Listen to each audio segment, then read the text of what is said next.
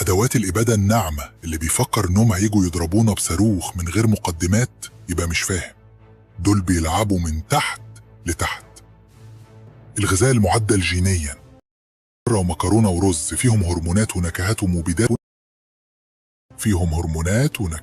ومبيدات، وانت مش داري.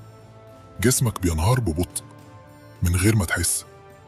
التعليم الموجه، تديك تعليم يخليك حافظ مش فاهم، وتفضل في دوامة تشتغل من 9 ل5 علشان تشتري موبايل جديد.